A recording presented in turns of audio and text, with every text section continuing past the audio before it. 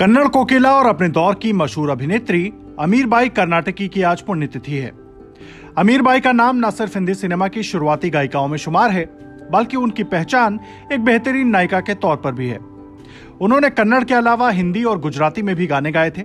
उनके गाए वैष्णव जन तो तेने कहिए भजन को सुनकर महात्मा गांधी भी उनके मुरीद हो गए थे। इस भजन के लिए उन्होंने अमीरबाई की खूब तारीफ भी की और अपनी प्रार्थना सभाओं में इसे गाने लगे।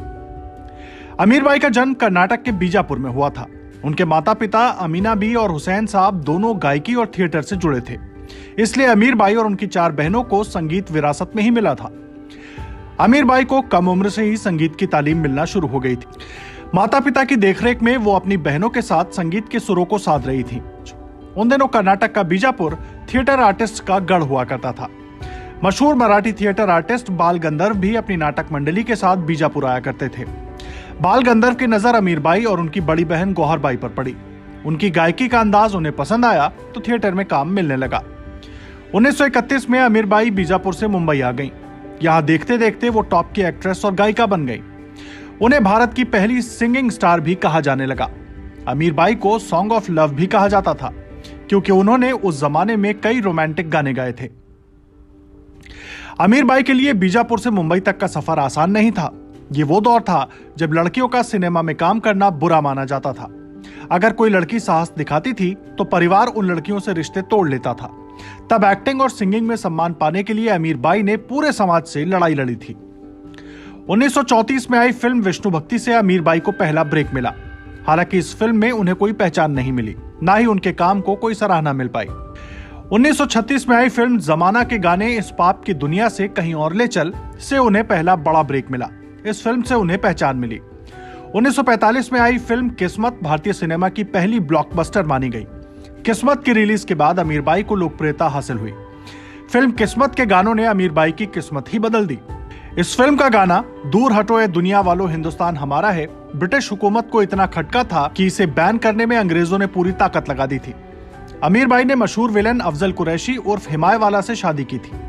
ये शादी अमीरबाई के लिए काफी मुश्किलों भरी रही, क्योंकि हिमायवाला का व्यवहार उनके लिए बिल्कुल ठीक नहीं था।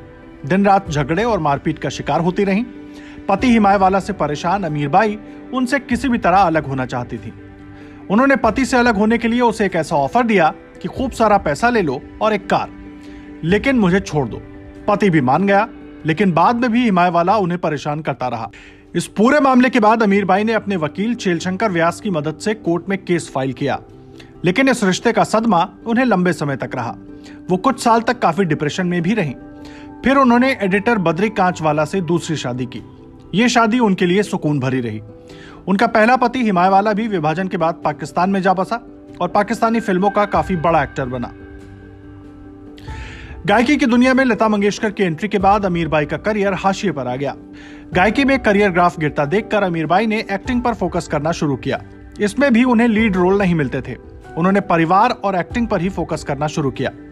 अमीरबाई ने अपने करियर में कुल 150 फिल्में की। इन फिल्मों में उन्होंने कुल 380 गाने गाए। इसके अलावा उन्होंने कई भजन भी गाए। अमीरबाई कर्नाटकी की कला को वो सम्मान नहीं मिला जिसकी वो हकदार थीं। जिंदगी का आखिरी लम्हा भी गुमनामी में गुजरा। 27 फरवरी 1965 को अमीरबाई को पैरालिसिस का अटैक आया। गायकी और अभिनय की दुनिया में इतना काम करने वाली महिला की इस हालत का बाहरी दुनिया को कुछ पता ही नहीं चला। 4 दिन इस बीमारी से लड़ने के बाद 3 मार्च 1965 को 55 साल की उम्र में उनकी मौत हो गई। मौत के 4 दिन बाद अखबारों में एक छोटी सी खबर आई कि अमीरबाई कर्नाटकी का निधन हो गया है। आज उनकी 58वीं पुण्यतिथि है।